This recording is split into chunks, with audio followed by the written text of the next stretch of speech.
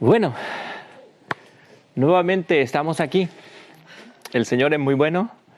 Una vez más nos toca compartir, en este caso a mi persona. Hace poco hemos empezado a grabar aquí en esta congregación, que no lo estábamos haciendo. Lo hacíamos solamente en la congregación de Torrevieja. Pero bueno, por la gracia de Dios, pues vamos a hacerlo también en la nuestra, en este lado, en el pueblo. Así que nada, vamos a saludar también a la gente que nos ve. Sabemos que nos siguen hermanos de Sudamérica y de otros lugares, así que un saludo para todos. Que el Señor los bendiga, nos bendiga. Aquí estamos una vez más intentando compartir de lo que el Señor ha sembrado en nuestro corazón y del conocimiento que hemos adquirido cada uno de nosotros. Hoy quisiera hablar un poco acerca de las bendiciones o de lo bendecido, del concepto que podemos tener de una persona bendecida o de qué es una bendición. Quiero compartir la percepción que tengo yo acerca de esto. Vamos a hacer una pequeña oración antes de entrar en la palabra, así que les pido que me acompañen. Padre, te damos muchísimas gracias por tu amor. Gracias, Señor Jesucristo, porque tú lo eres todo, Señor. Gracias por tu Espíritu Santo que está aquí con nosotros, que hace la obra, que Él es el que nos enseña, el que nos guía, Señor, el que trae convicción de pecado a nuestro corazón, Señor. Gracias porque todo lo haces tú, Señor, y gracias porque todo es para tu gloria, Señor. Nada es de esto de nosotros, Señor, sino que es tuyo, es de ti. Bendice la palabra que vamos a compartir esta tarde, Señor, que sea guiada por ti, por tu Espíritu, Señor, y que sea para bendición para todo aquel que la oyere, Señor. Te pido que prepare los corazones, Señor, para que sea una buena tierra donde tu santa palabra, como una semilla, sea sembrada para que pueda llevar frutos, Señor, para ti, y fruto en abundancia, Señor. Quita el hombre vano, Señor, y exaltamos tu nombre en el nombre de Jesús. Amén. Amén.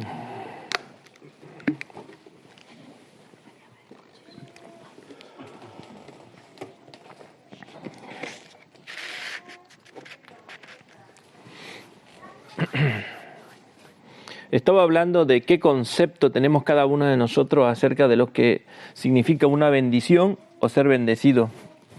Desde que me he convertido, he escuchado mucho acerca de las bendiciones, ¿no? Que son cosas buenas que vienen, ¿no? Ya sea en forma de dinero, de salud, cosas materiales, un viaje, un regalo, etc. Por ejemplo, cuando tú dices, me han regalado un viaje, sueles escuchar de las personas, ¿no? Hermanos y no hermanos. ¡Qué bendición!, ¿no? O si dice, me he comprado un coche, o si dice, me han subido el sueldo, o si te haces un chequeo médico y te dicen que los exámenes han salido muy bien, dices, estoy como un toro, te sientes fuerte, ¿no? A todo esto le solemos llamar bendición, ¿no? Y lo son bendición, pero hay más. ¿Qué pasa cuando tú dices o cuando decimos, he perdido el trabajo, o el médico dice que tengo tal enfermedad, una enfermedad, o me están tratando mal en el trabajo, o si dices, lo he perdido todo, que hemos escuchado casos así, de personas que lo han perdido todo, o que estás pasando por luchas terribles. ¿Qué escuchamos acerca de eso? ¿Qué solemos escuchar? ¿Alguna vez alguien te ha dicho qué bendición cuando tú has contado alguna de estas cosas?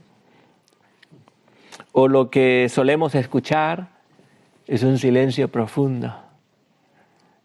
La mayoría de las veces las personas, ya ahora hablo más de creyentes, nos quedamos sin palabras, alguna vez nos habríamos quedado sin palabras, a mí me pasaba mucho al principio cuando me convertí, ¿no? Porque tenía el concepto de la bendición, que la bendición solamente eran las cosas buenas que venían. Entonces aprendí de esa manera, ¿no? Porque tú vas conociendo hermanos, te van enseñando acerca de la palabra y vas conociendo un poco las escrituras, no las conoces a fondo, pues claro, tienes este concepto y esta idea. Y mucho, pero se han creado doctrinas, ¿no? Personas que solamente le llaman bendición a las cosas buenas. Un evangelio que habla solamente acerca de lo bueno que te puede pasar. Quiero leer acerca de esto algunos versículos. Vamos a ir a las Escrituras. Vamos a leer Santiago 1. Hoy he tomado la versión, la TLA, la traducción al lenguaje actual. Voy a leer la mayoría de los versículos en esta versión, ¿vale? Si no les importa, por supuesto. Santiago 1, a partir del 2. Hermanos en Cristo, ustedes deben sentirse muy felices cuando pasen por toda clase de dificultades. Así, cuando su confianza en Dios sea puesta a prueba, ustedes aprenderán a soportar con más fuerzas las dificultades. Por lo tanto, deben resistir la prueba hasta el final, para que sean mejores y puedan obedecer lo que se les ordene. En la Reina Valera 1960 dice, para que seáis perfectos y cabales, ¿no? No estamos muy acostumbrados, ¿no?, a leer en esta versión. Tenemos en la memoria, porque llevamos muchos años estudiando la versión de 1960, pero claro, ese es igual, es una traducción, para mí es un lenguaje más fácil de entender, así que por eso hoy he escogido esta versión. El escritor nos alienta a que cuando pasemos por todo tipo de pruebas estemos felices, porque nuestra confianza en Dios está siendo probada. Y si resistimos hasta el final, seremos fortalecidos y estaremos preparados para obedecer a Dios. Entonces, esto no va con el concepto de que si estás pasando por una prueba no es una bendición, ¿no? Pero los tenemos en las Escrituras. Entonces, cuando nosotros nos veamos en dificultades o estemos pasando por pruebas difíciles, también tenemos que pensar en que esto puede ser una bendición. Por supuesto que puede ser una bendición. ¿Con qué fin? Sabemos que si nuestra fe es probada y nosotros resistimos, nuestra confianza en Dios va a aumentar y vamos a estar preparados para obedecerle al Señor en todo. Por eso es importante, por eso son importantes las pruebas. A veces las rechazamos, a veces no las queremos recibir. A veces en cuanto pasa algo estamos orando para que el Señor nos saque de esto, pero no oramos para que el Señor nos revele cuál es su propósito. ¿Por qué estamos en este lugar? ¿Por qué estamos en esta prueba? ¿Qué quiere conseguir Dios en nosotros? Porque se trata de Dios y de lo que Él quiere hacer en nosotros. No se trata de nosotros, ¿no? Eso lo tenemos claro, no se trata de nosotros, se trata de Dios. Antes estaba diciendo que se han levantado muchas falsas doctrinas, falsos maestros. Yo creo que es porque estamos viviendo en los últimos tiempos y eso se nota. La apostasía y las falsas doctrinas sobreabundan. Es un evangelio contaminado. La predicación se centra en motivar al creyente, en motivar a costo de cualquier precio. Se predica cosas como para que tú te sientas bien, pero no se busca en el corazón el pecado, los defectos que hay en nosotros, en el creyente. Un evangelio que solamente se centra en levantarte el ego y exaltarte a ti no es un verdadero evangelio. No es un verdadero evangelio. Entonces, el verdadero evangelio habla de nuestras debilidades y saca a la luz todo lo sucio que hay en nosotros. saca a la luz a través de su palabra, a través de la palabra del Señor y del Espíritu Santo nos va revelando. ¿Para qué? Para que nosotros podamos cambiar estas cosas. Entonces nosotros tenemos que tener cuidado respecto a cuál es el evangelio que hemos escuchado, cuál es el evangelio que está en nuestro corazón, cuál es el evangelio que tenemos en nuestra mente. Porque de acuerdo al evangelio que nosotros hemos entendido, es como actuaremos y cómo haremos las cosas. Hablo en general en todo, pero sobre todo en Dios, en Cristo, que es lo más importante, ¿no? Cuando nos hablan tú seguramente lo has escuchado, ¿no? Lo hemos escuchado todos alguna vez. Alguna vez que has estado, yo qué sé, has pasado por un momento difícil, algún hermano te ha dicho, hermano, el Señor te quiere liberar de esto y el Señor te va a sacar fortalecido y vas a crecer y vas a conseguir grandes éxitos. El Señor te va a llevar a las naciones, vas a predicar a toda gente, todo tipo de personas. No sé si te ha pasado a ti, a mí me ha pasado, ¿no? Tú con amabilidad no le dices nada, le agradeces, ¿no? Pero tú conoces las Escrituras. Ya cuando conoces las Escrituras te das cuenta de que no es así. Si el Señor te lleva a muchos lugares, a naciones, iglesias, si tú estás predicando la palabra del Señor y te lleva, es su gracia. Y estás sirviéndole a Él. Y estás siendo un instrumento para Él. Pero si no te lleva a ningún sitio y te deja en un lugar, aunque tú te estés esforzando y estés aprendiendo y estés creciendo correctamente, rectamente en la palabra del Señor, y te deja en un solo lugar, gloria a Dios. Gloria a Dios. Es su voluntad. Él es soberano. Él es perfecto. Todo lo que hace Dios es perfecto. Si hay algo que falla, somos nosotros. Cualquier cosa. Si tú ves algo que está fallando en este mundo, que está fallando en tu casa, que está fallando en la iglesia, en las congregaciones, si tú ves que falla en un pastor, en cualquier hermano, algo que falla no es Dios. Somos nosotros. Porque Él es totalmente perfecto.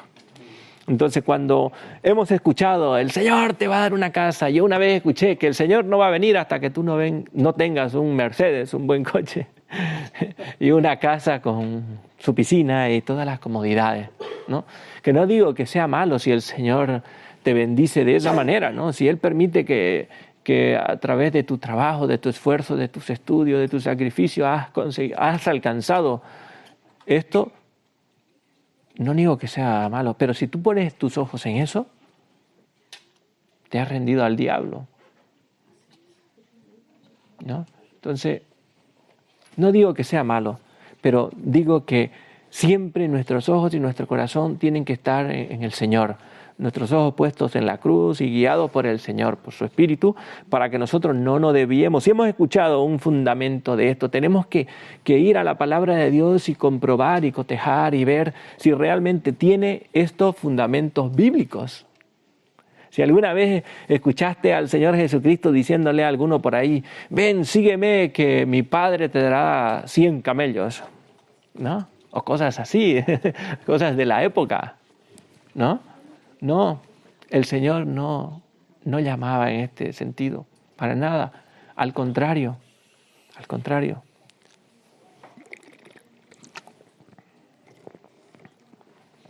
Vamos a leer Hechos 16, a partir del 16 al 40. Estando Pablo y Silas en la ciudad de Tiatira, pasó algo importante. Vamos a leerlo en estos pasajes. Un día íbamos con Pablo al lugar de oración y en el camino encontramos a una esclava que esta muchacha tenía un espíritu que daba poder para anunciar lo que iba a suceder en el futuro. De esa manera sus dueños, era una esclava, ¿no? Los dueños de la muchacha ganaban mucho dinero. La muchacha nos seguía y gritaba a la gente, estos hombres trabajan para el Dios Altísimo y han venido para decirles que Dios puede salvarlos. sabemos que los demonios reconocen quién es el Señor, ¿no? Y a quién servimos. La muchacha hizo eso durante varios días, hasta que Pablo no aguantó más y con mucho enojo le dijo al espíritu: en el nombre de Jesucristo te ordeno que salgas de esta muchacha.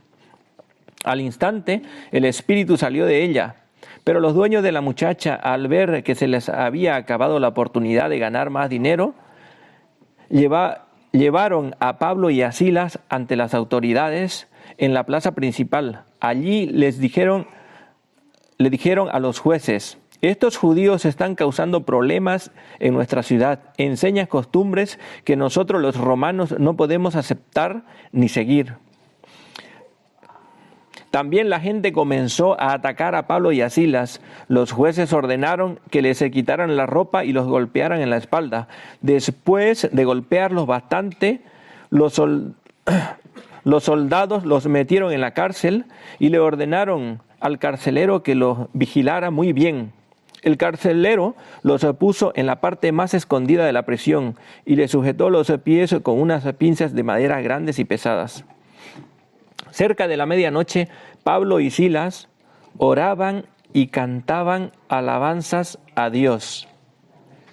Fíjate lo que estaba pasando. Si nos ponemos en el contexto, ellos estaban predicando el Evangelio, ¿no?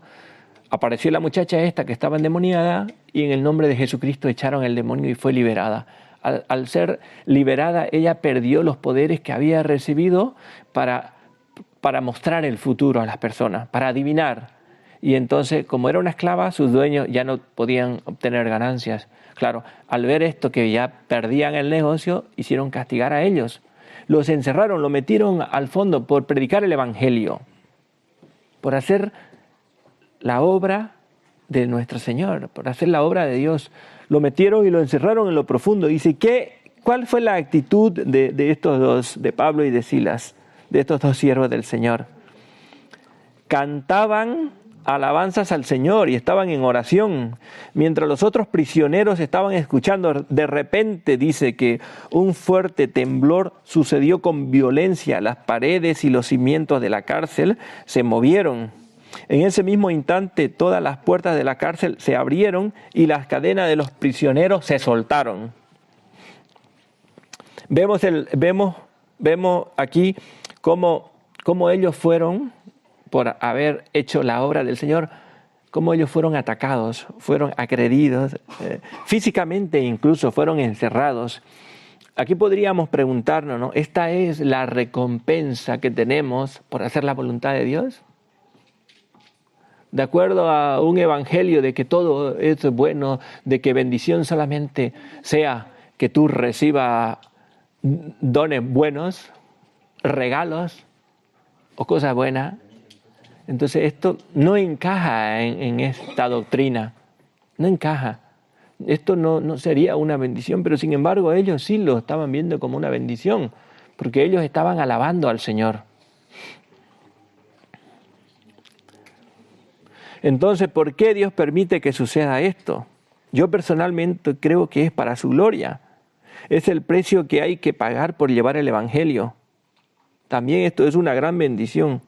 Muchas personas creían de ver este tipo de fe.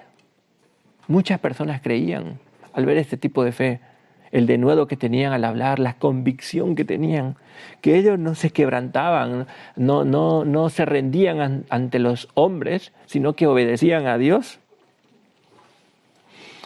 Esto de que muchas personas han experimentado observar y presenciar este tipo de fe, ha ido pasando a lo largo de la historia desde que Jesús fue ascendido a los cielos. Tenemos testimonio y hemos escuchado testimonio en la red acerca de personas de que han visto que otros han dado la vida por el Evangelio, por Cristo, y a través de los mismos asesinos de aquellos, a través de ver esta fe, se han convertido con el tiempo. Entonces, eso es una bendición. Es una gran bendición. Y así lo veían ellos. También tenemos otros casos de enfermedad. Por ejemplo, el de Job. Vamos a leer Job 1.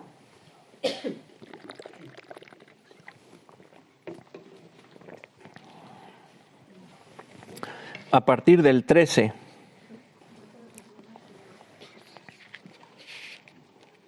Es un poco trágico lo que le pasa a Job, pero podemos entender muchas cosas cuando conocemos bien la historia, cuando empezamos a meditar, porque el Señor nos va revelando muchas cosas. La palabra de Dios es viva, es rica, es espíritu.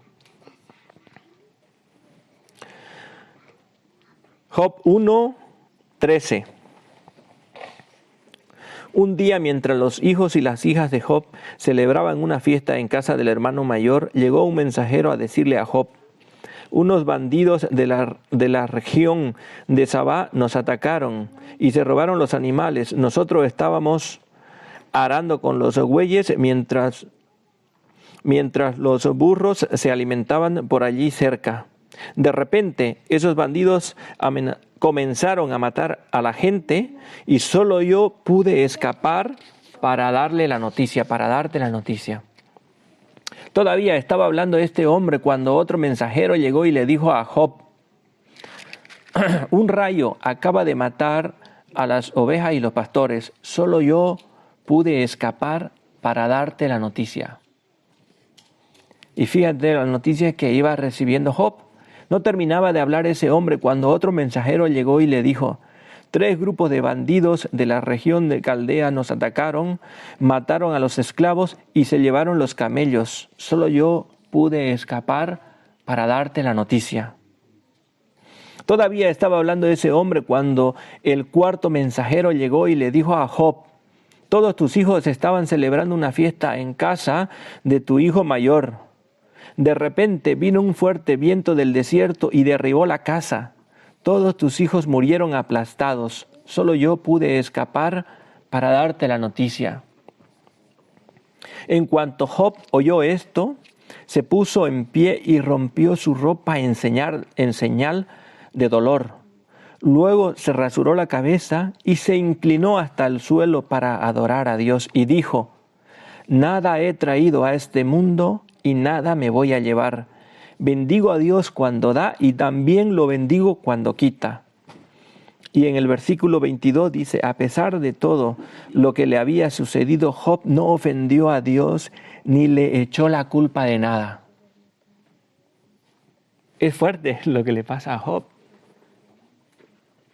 Vemos que Job en un momento, en un día, lo perdió todo. Todas sus posesiones, sus hijos, todos sus hijos. Pero ¿qué hizo Job? ¿Qué hizo Job? Esto es una tragedia, por supuesto que es una tragedia, pero para nosotros, para muchísimo que ahora podemos observar las Escrituras, es una gran bendición. Tantas personas que han tenido pérdidas tremendas en su vida han leído estas Escrituras y han sido fortalecidas.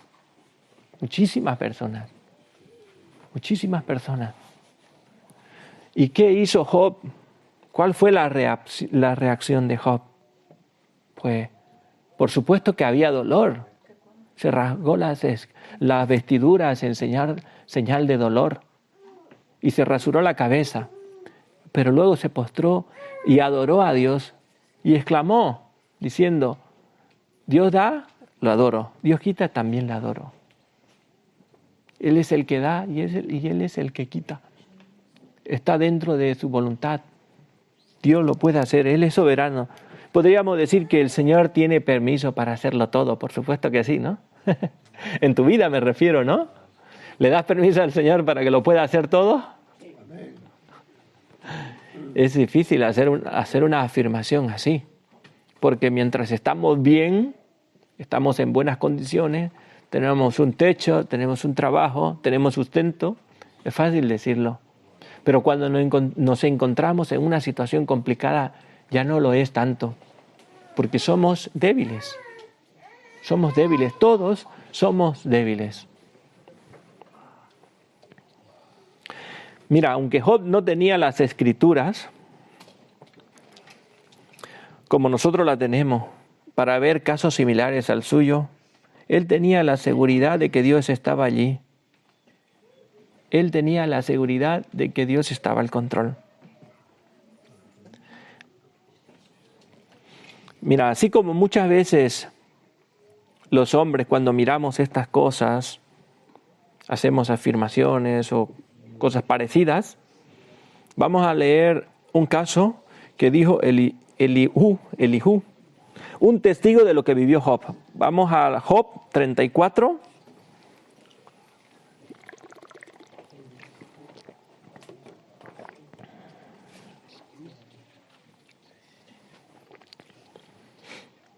Job 34 a partir del versículo 10.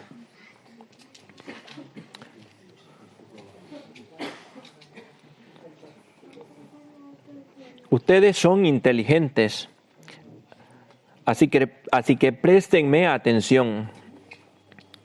No debemos siquiera pensar que Dios Todopoderoso pudiera hacer algo injusto. Al contrario, nos premia o castiga según lo que merecemos. Fíjate la afirmación. La mayoría de las personas que creen que el bien que reciben es por causa de su bondad o porque son dignos de recibirla. Lo peor que esto puede pasar es cuando un creyente, una persona que conoce al Señor, que afirma conocer al Señor, hace este tipo de afirmaciones.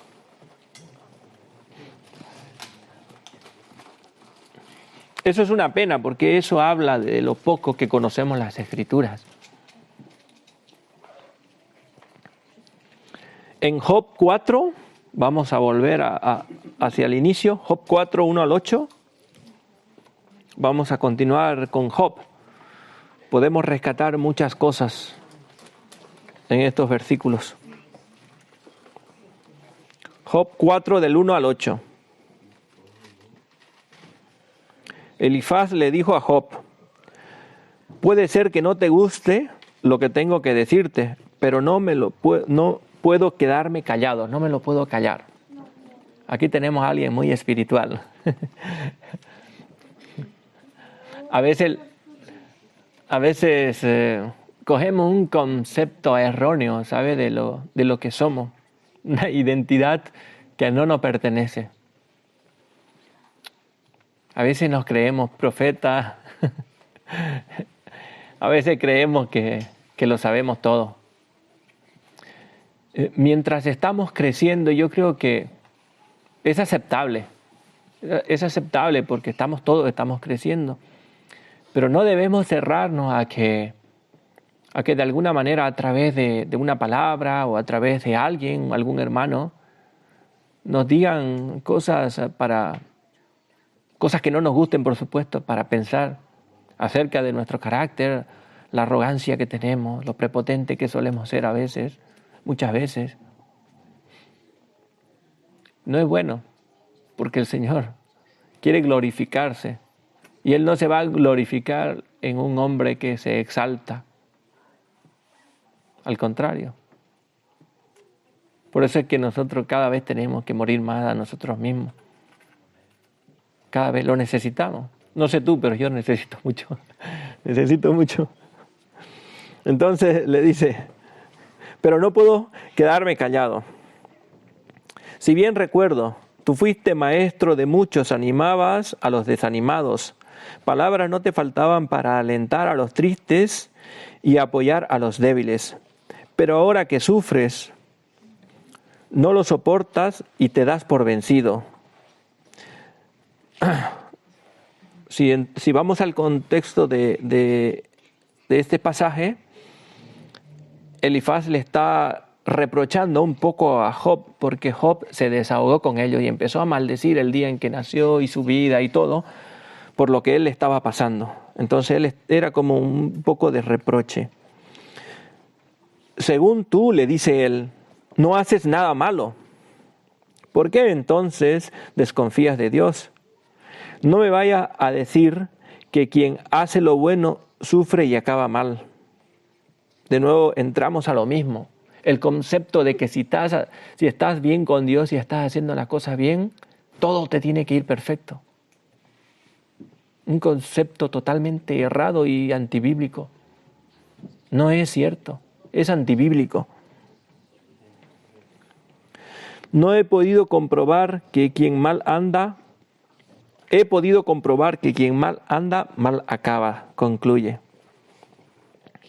La buena visita que tuvo Job, estos eran sus amigos. Aunque podemos ver que al principio cuando llegaron, si leemos todas las historias del principio, cuando llegaron ellos y vieron por primera vez a Job, se dolieron mucho, rasgaron sus vestiduras y se quedaron alrededor de Job 7 días y 7 noches sin decir una sola palabra. Les dolía mucho ver en las condiciones que Job estaba. Pero claro, ahí da tiempo para pensar y meditar y hacer muchas cosas, ¿no?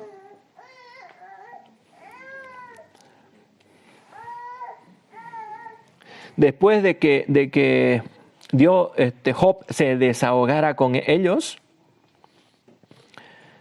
y ellos pues de alguna manera le reprocharan esto, entonces entra ya en escena el Señor.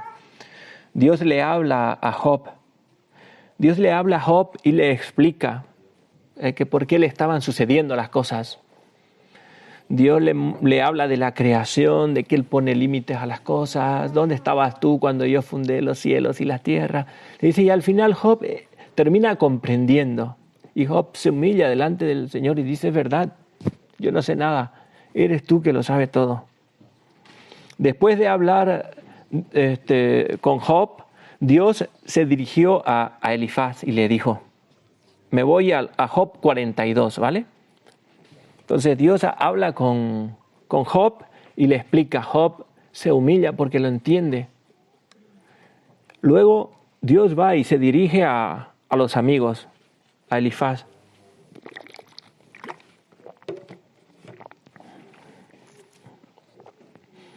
Y le dijo, estoy muy enojado contigo y con tus amigos.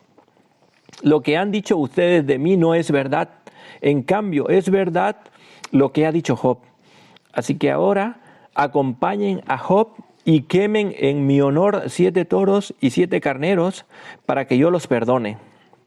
Job rogará por ustedes y en atención a sus ruegos no los haré quedar en vergüenza. Pero reconozcan que a diferencia de Job, lo que han dicho ustedes de mí no es verdad.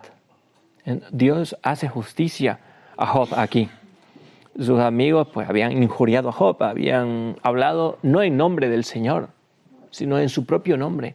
Tenemos que tener cuidado nosotros al hacer esto. No podemos juzgar a los hermanos. No podemos juzgar en la condición que esté algún hermano si está pasando por una situación, no sé, una prueba muy difícil, ya sea física, algún tipo de enfermedad, económica, de trabajo, cualquier cosa.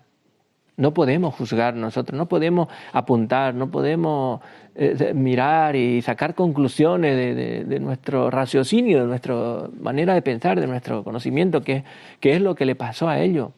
Nosotros tenemos que entender que nuestros pensamientos están muy por debajo de los del Señor, porque los del Señor están como el cielo, por arriba, y nosotros aquí abajo nada. No podemos entender todas las cosas que Dios hace. Por eso es importante que no juzguemos, que no hagamos juicio.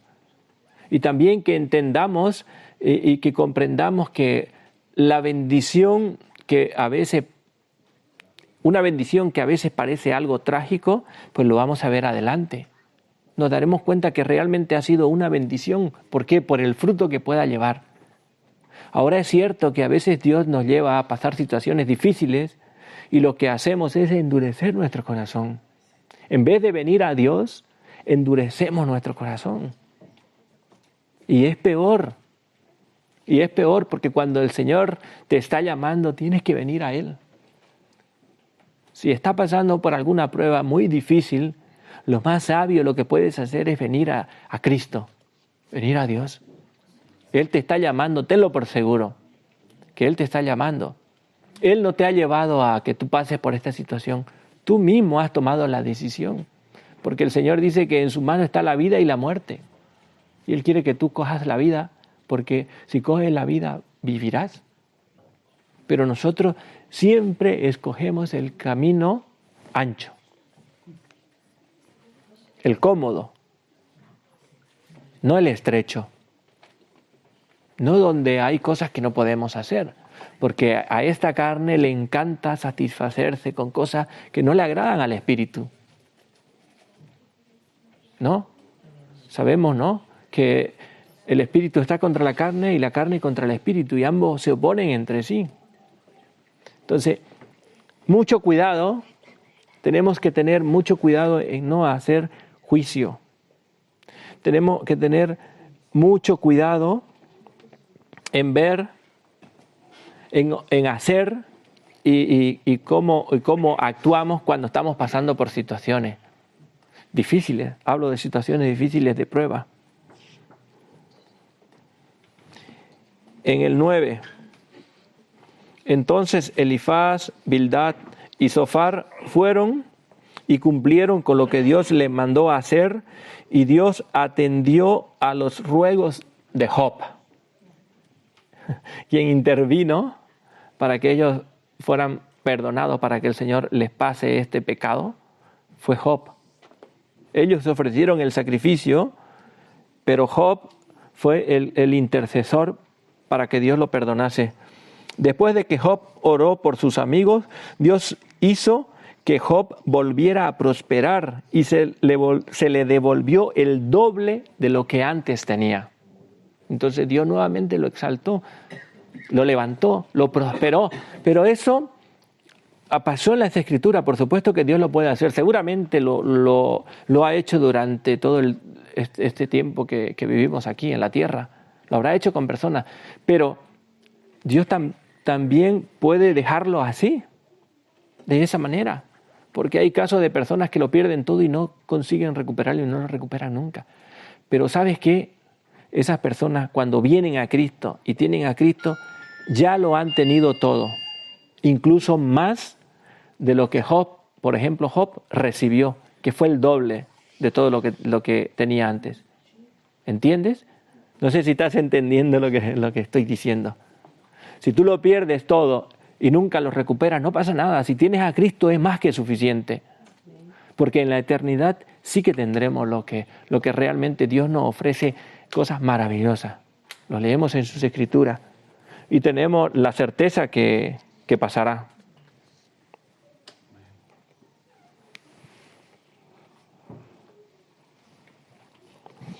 Voy a leer 2 Corintios 12, un caso más.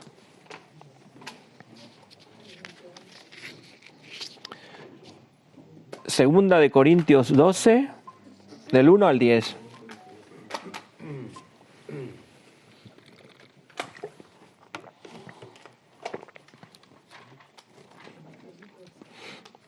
Segunda de Corintios 12, del 1 al 10.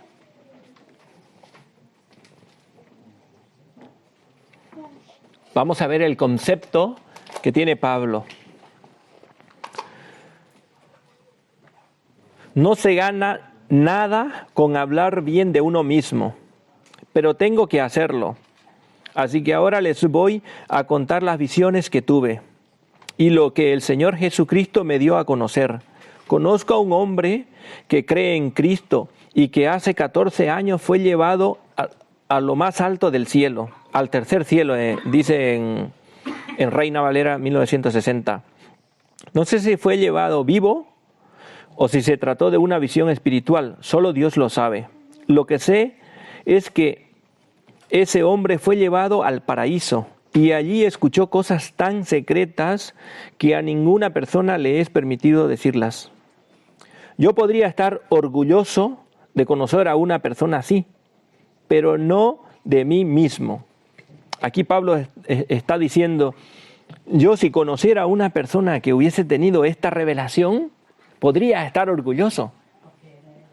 Podría estar orgulloso de cualquier persona que hubiese tenido eso. Pero he sido yo. Y digo, pero de mí mismo no estoy orgulloso.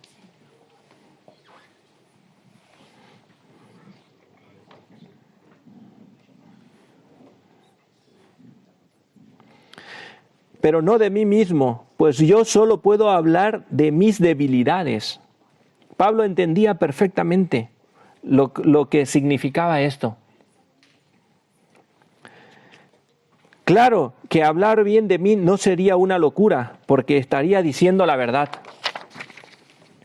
Pero no lo voy a hacer, porque no quiero que solo por las cosas que hago o digo, o por las cosas maravillosas que Dios me ha mostrado, alguien piense que soy más importante de lo que en realidad soy. Escucha bien estas palabras. Pablo dice, sí, si yo me gloriara de mí mismo, no lo haría mal, pero además no quiero que por causa de las revelaciones alguien tenga un concepto mayor de lo que yo soy y de lo que yo pretendo mostrar. No, porque muchas veces nosotros tendemos a hacer más grande al hombre. Y eso no es así. Nosotros tenemos que aprender a ver con amor al hombre, con misericordia. Podemos, no sé, te puede gustar cosas que haga una persona, admirar a alguien en ese sentido de decir, me gusta, qué fuerte, qué bien que hace esto, qué convicciones que tiene, qué luchador que es, pero no podemos hacer ídolos. No podemos hacer ídolos. Entonces nosotros tenemos que tener cuidado con estas cosas. Es importante que nosotros aprendamos a amar y respetar a todas las personas. A todas las personas. Por eso, para que no me llene de orgullo, padezco de algo muy grave. Eso es como si Satanás me clavara una espina en el cuerpo para hacerme sufrir. 3 veces le he pedido a Dios que me quite este sufrimiento, pero Dios me ha contestado, mi amor es todo lo que necesitas. Mi poder se muestra en la debilidad. 3 veces le he pedido al Señor que me quite el aguijón en la carne, lo leemos en la otra versión. Pero el Señor ha dicho, bástate mi gracia porque mi poder se perfecciona en la debilidad. Es suficiente con mi amor, le dijo el Señor. Es suficiente con mi amor. Estás pasando por un tiempo difícil, no vas a salir de allí. Aún no. Y es suficiente con que tú tengas mi amor. Porque el poder de Dios se muestra en la debilidad. O sea que cuando nosotros nos vemos más sencillos, más humildes y más débiles, es cuando se ve el poder de Dios. Así que intentemos jamás, nunca exaltarnos mucho. Y es fácil que podamos hacerlo, pero tenemos que estar atentos a lo que las Escrituras nos hablan y nos dicen para que no lo hagamos. Y atentos también porque seguramente vas a tener a alguien a tu lado que te lo va a recordar. Así que no descuidemos estas cosas. Por eso prefiero sentirme orgulloso de mi debilidad, decía Pablo. Yo prefiero sentirme orgulloso de mi debilidad para que el poder de Cristo se muestre en mí. Para que el poder de Cristo se muestre en mí. O sea, cuando nosotros realmente estamos débiles, se va a mostrar. Me alegro de ser débil, de ser insultado y perseguido, de tener necesidades y dificultades por ser fiel a Cristo. Estos versículos, estas palabras, no encajan en un evangelio de prosperidad. Me alegro de ser insultado, de ser perseguido, de tener necesidades y dificultades. ¿Por qué? Por ser fiel a Cristo, por ser fiel al Señor. No me importa pasar por todo esto, dice Pablo. Pues lo que me hace fuerte es reconocer que soy débil. Entonces Pablo decía, lo que en realidad hace que yo sea fuerte es reconocer mi naturaleza. Pablo reconocía que él era un esclavo de Cristo. Pablo reconocía que él no era nada. Pablo reconocía que estaba en un cuerpo débil. Débil. Todos vivimos en este cuerpo y es débil. Es fácil que pueda caer, o sea que el que crea estar firme, tenga cuidado que no resbale. Entonces, nosotros nunca tenemos que creer que estamos fuertes, aunque lo sintamos que a veces lo estamos. pero nunca debemos creer que somos más fuertes de las cosas que pueden venir. Nunca. Porque es cuando ya estamos cayendo. Es síntoma de que estamos cayendo.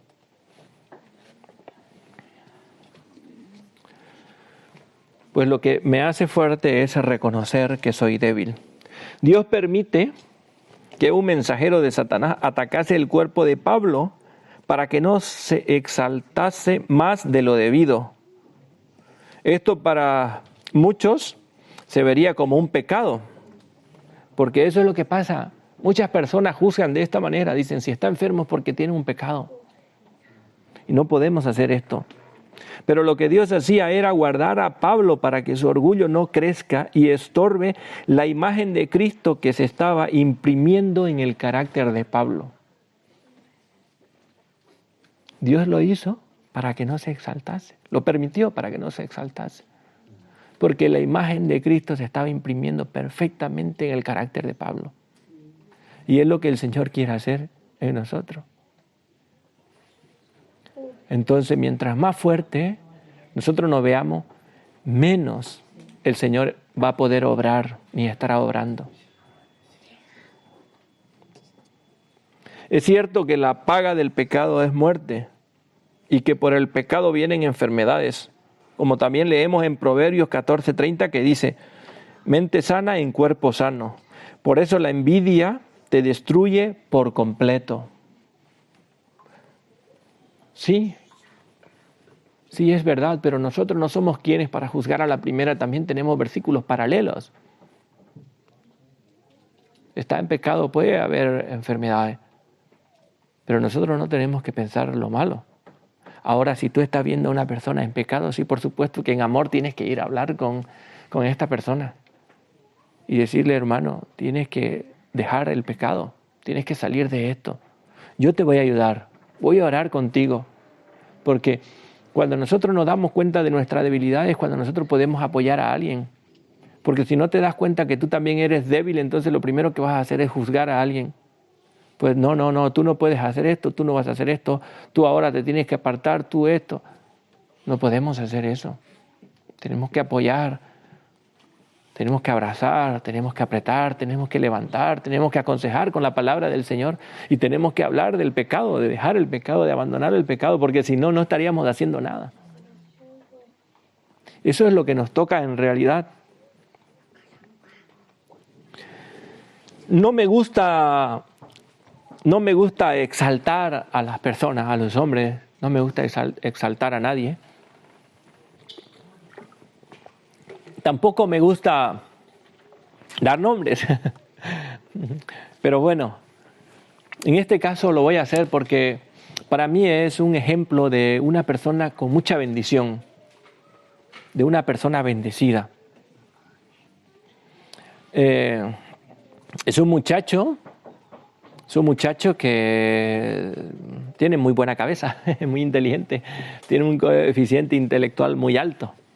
Y fue a la universidad a estudiar matemáticas. Y pues tenía las mejores notas de la universidad. Y ya lo quisieron fichar. Lo quisieron fichar y le ofrecieron, ya lo querían fichar, ¿entiendes? Ya se lo querían llevar. Lo iban a acomodar muy bien. Una persona pues que te cojan así, que empieces a ganar dinero pronto, que tengas una carrera muy productiva, que consigas mucho dinero, que prosperes económicamente mucho, pues puede pasar y podía pasarle, y a esta persona le podía pasar. Y tuvo la oportunidad. Pero ¿sabes qué hizo esta persona? Lo rechazó. Rechazó todo lo que les ofrecieron. Para muchos parece una locura, incluso para los creyentes. Es un loco. Yo le conozco a él. He visitado su casa y he entrado a su habitación. Yo te aseguro que yo no he visto persona más bendecida. Hay muchas personas bendecidas, pero bendecida es una persona que tiene lo suficiente, lo que necesita para su cuerpo.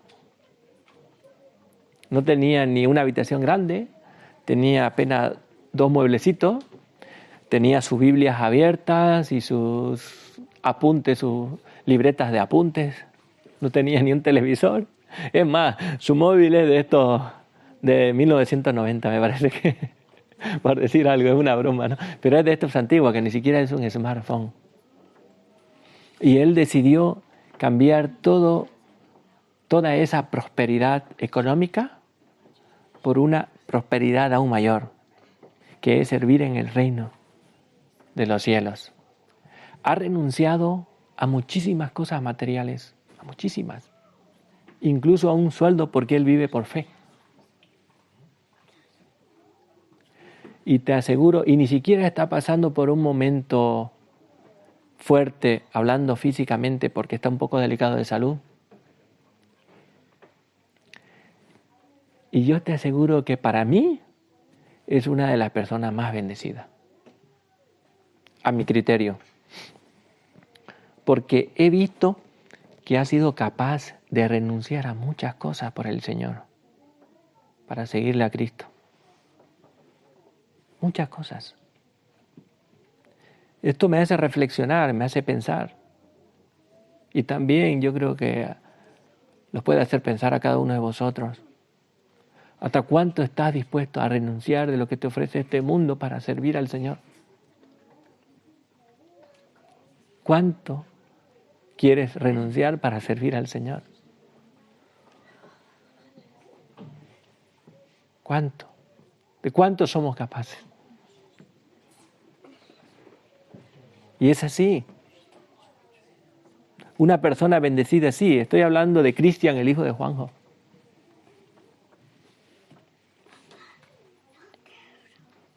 Por eso cuando lo veo voy y lo abrazo con mucho cariño. Y oro por él. Porque sé que es duro. Pero Dios lo bendice.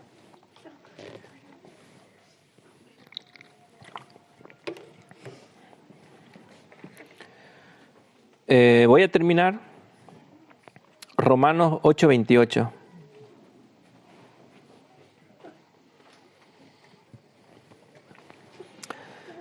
Y sabemos, esta es de la versión 1960, y sabemos que a los que aman a Dios, todas las cosas les ayudan a bien. Esto es, a los que conforme a su propósito son llamados. Así que, si realmente amas al Señor, tienes que entender que todas las cosas que te puedan suceder, una vez en Cristo hablo. Y por supuesto hablo también de que no te desvíes ni estés en pecado, porque si estás en pecado, la paga del pecado es muerte. No digo de que estés en pecado y te pasen cosas y digas, Dios me la dio, o Dios quería que pase por esto, porque alguna vez yo he escuchado de personas que han vivido doble vida en Cristo y han dicho, el Señor ha permitido, el Señor quería que yo pase por esto para aprender. No es cierto. El Señor no quiere que estemos en pecado, el Señor quiere que nos apartemos del pecado. Nosotros hemos tomado una mala decisión. Hemos tomado una mala decisión. Estoy hablando de que está viviendo correctamente en el Señor. No hablo de perfección, porque ninguno de nosotros es perfecto. La obra del Señor va a ser concluida cuando Él venga. Seremos igual a Él porque le veremos. Antes no. Pablo mismo nos los enseña. Entonces, así que, si estás andando correctamente, si te pasa algo, tienes que entender que si amas al Señor de todo corazón, lo que pueda sucederte, si tú lo pones en manos del Señor, va a ser para bien. ¿Amén? Nada, pues este es el concepto que yo tengo de bendición. Seguramente hay muchas personas que tienen otro concepto, pues no pasa nada. Yo siempre digo que cada vez que le comparto a cualquier persona, mira, de todo lo que te he dicho, porque soy un hombre, ora y pídele a Dios que te muestre qué es lo que viene de Dios y retén lo que viene de Dios. Y lo que viene de Enrique, deséchalo porque es un hombre. Y coge lo que viene de Dios. Así que Hagamos esto. Vamos a hacer una pequeña oración por esta palabra.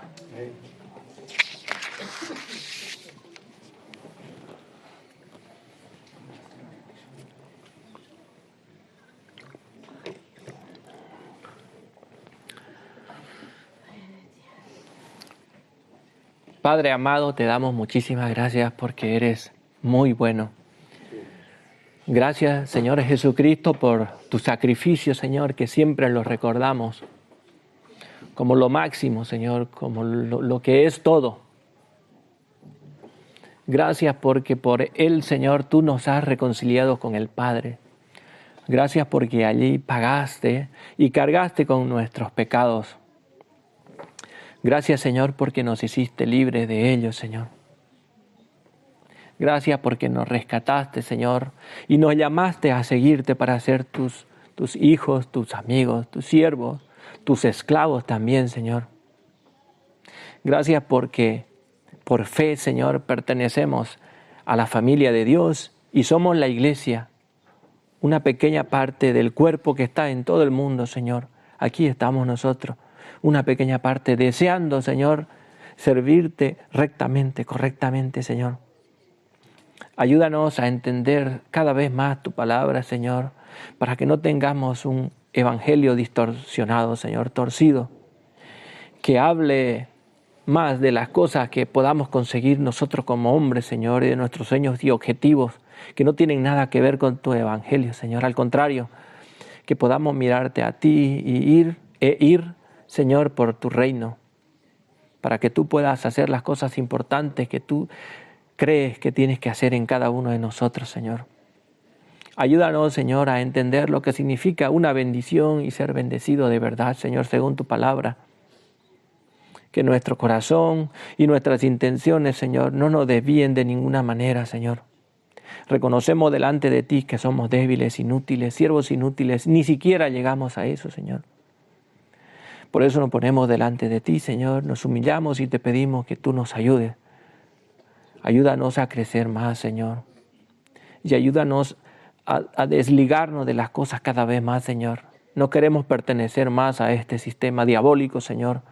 Más el nuevo orden mundial que se ha implantado ya en el mundo, Señor, que sabemos que es un gobierno anticristo. Ayúdanos, Señor, y danos las vías, seguridad, confianza, Señor, en ti para poder tomar decisiones y dar estos pasos, Señor. Bendice la palabra, Padre. Quita lo que es del hombre, Señor, vano, del hombre vano. Y sella en el corazón de mis hermanos, Señor, lo que es bueno y lo que viene de ti, Señor. Séllalo, Padre. Ponlo en la mente, en nuestra mente, Señor, para que lo recordemos, Señor, y meditemos en ello y podamos llevarlo por obra, Señor. En el nombre de Jesús te lo pedimos, Padre. Amén. Amén.